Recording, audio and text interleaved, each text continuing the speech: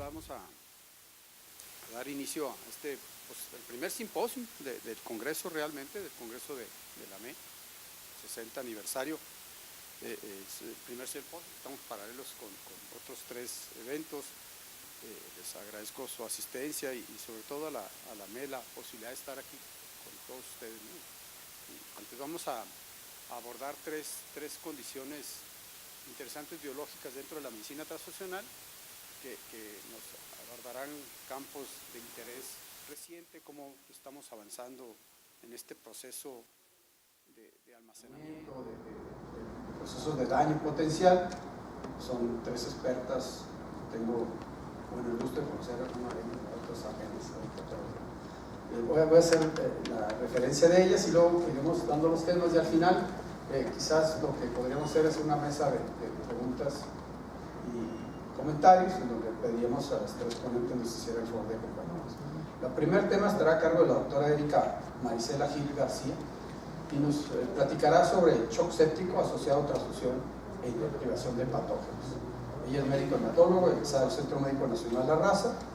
¿Sí? Su interés por la medicina transfusional la ha llevado a desempeñarse como profesor en esta asignatura dentro de la currícula de la Residencia Médica de Patología Clínica, así como en el Centro Nacional Siglo XXI, donde es médico adscrito al Banco de Sangre.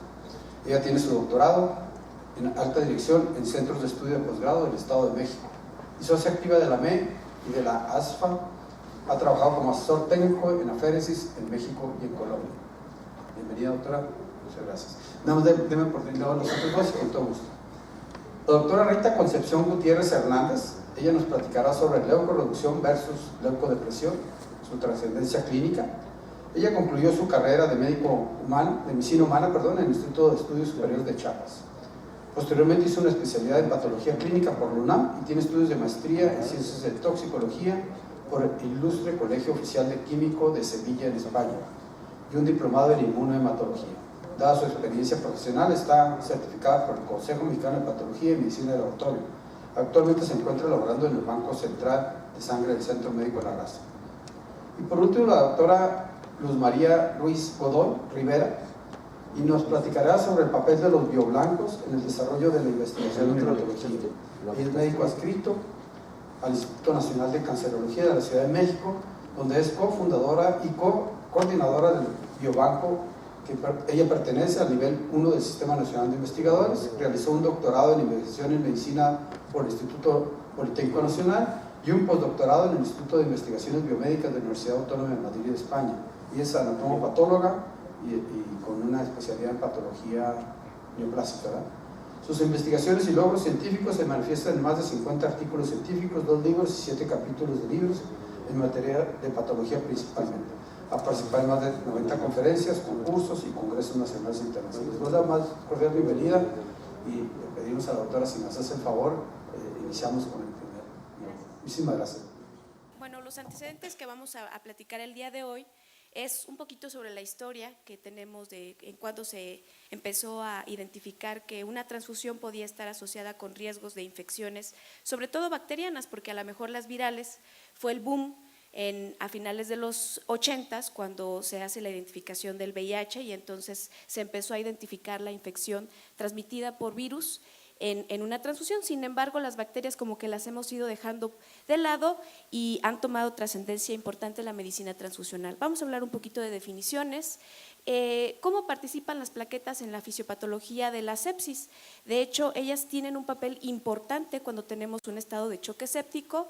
De hecho, forman parte del score de mal pronóstico de un paciente que está con este problema.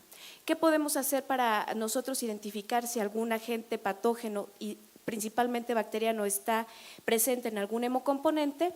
¿Qué es la inactivación de patógenos y desde cuándo empezó a abordarse? Si podemos utilizar soluciones de reemplazo y si estas nos dan alguna ventaja sobre la inactivación de bacterias. ¿Qué pasa con la red fría con respecto a la actividad plaquetaria? Y finalmente las conclusiones. Vean ustedes, el primer artículo que vemos descrito con respecto a la infección transmitida por algún agente patógeno se hace en un bielorruso, que él empezó a decir que la fuente de la eterna juventud se daba cuando se transfundía a uno sangre de gente joven. Él se practicó, se autotransfundió, bueno, más bien se transfundió de donadores de sus alumnos 11 unidades de sangre total. Recuerden que en aquellos ayeres era de brazo a brazo, y en la última transfusión él muere en 1928 tras recibir una infección de un alumno que estaba contagiado con tuberculosis y malaria. Entonces es el primer reporte que tenemos de escritura en literatura. A lo largo del tiempo, desde 1970, se tiene la identificación de agentes patógenos que se encuentran en las unidades de las unidades colectadas. 1981 es un parteaguas en la medicina transfusional porque es cuando se empieza a dar la notificación a los centros de hemovigilancia en donde ellos refieren que los virus están siendo transfundidos a través de la sangre. En 1950 es un punto trascendental en la medicina transfusional porque es cuando podemos colectar la sangre a través de bolsas plásticas. Anteriormente se hacía con bolsas de vidrio y en los 50 es que inicia la colecta de bolsas y esto hace más fácil la medicina transfusional.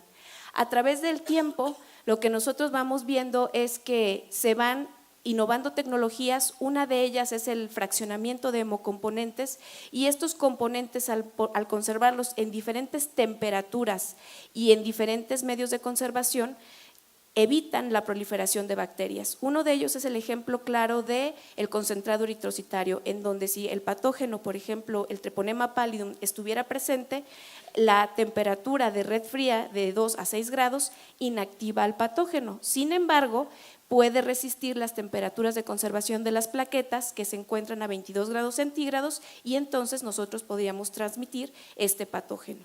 De tal manera que se fueron montando las técnicas en las cuales los medios de conservación, pero también el control de calidad de la cantidad de inóculo que nosotros estamos haciendo al momento de hacer el control bacteriológico, que con base a la normativa que actual nos compete nos dice que en el 1% de la producción de las unidades colectadas debemos meter control bacteriológico.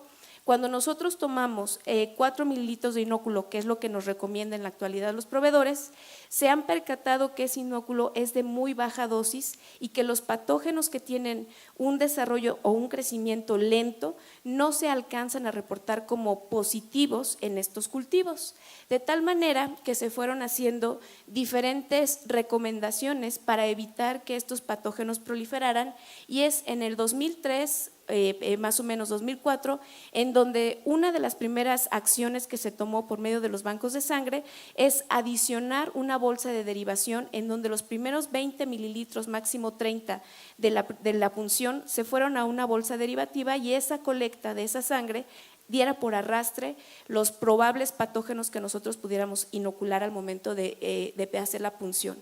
Del 2005 al 2008, las modificaciones las hace la doctora Sandra en Canadá, y ella dice hay que modificar la cantidad del inóculo de 4 a 6 mililitros, que son las recomendaciones que están normando todos los equipos para control de calidad, tanto de positivos, de gram positivos como de negativos, o de aerobios y anaerobios, no son suficientes, tenemos que incrementar el volumen de 8 a 10 mililitros.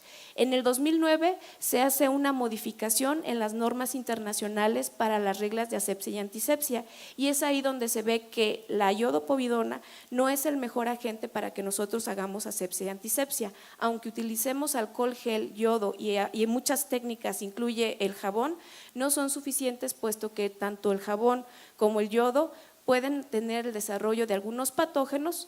Entonces no es la mejor técnica, y es entonces cuando queda la clorexidina como el mejor método de asepsia en la piel.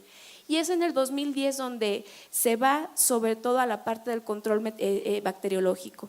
Tenemos dos formas de identificar patógenos en el control bacteriológico. Uno es mediante técnicas de cultivo largo, esto es hasta por 7 días llevar los controles del control bacteriológico, o bien técnicas de control rápido.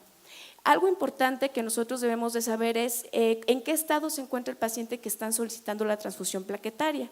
Si simplemente tiene datos de síndrome de respuesta inflamatoria con base a los siguientes criterios, o bien si ya forma parte el paciente en un estado crítico de choque. Y es aquí donde entra la controversia de cómo se encuentra en realidad la participación del acto transfusional en un paciente que ya tenga de por sí inmunosupresión o tenga neutropenia febril y nosotros llevamos a cabo el acto transfusional.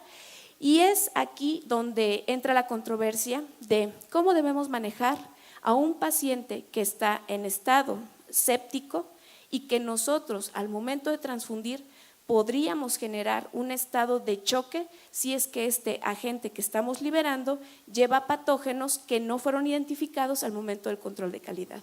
Una de las grandes barreras o uno de los grandes retos del médico clínico es saber en qué etapa del estado de choque se encuentra el paciente. Si en una etapa de microangiopatía trombótica, esto es, en un fenómeno de trombosis, o bien el desarrollo de coagulación intravascular diseminada. De tal manera que estas son las dos vertientes que acompañan al estado séptico. ¿Y cuál es la intervención que nosotros debemos de tener? En el caso de la microangiopatía trombótica, si nosotros empezamos a transfundir, ¿qué vamos a generar? Mayor trombosis. De tal manera que si nosotros transfundimos en el estado de hemorragia, que es en la de coagulación intravascular diseminada, ¿qué vamos a generar? ¿Vamos a detener la hemorragia? No, ¿qué va a pasar?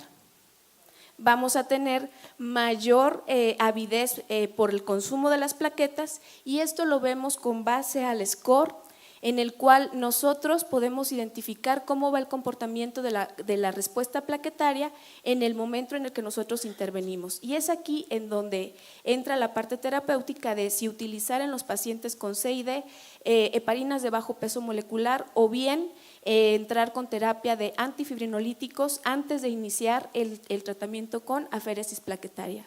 ¿Por qué razón entra todo esto a discusión?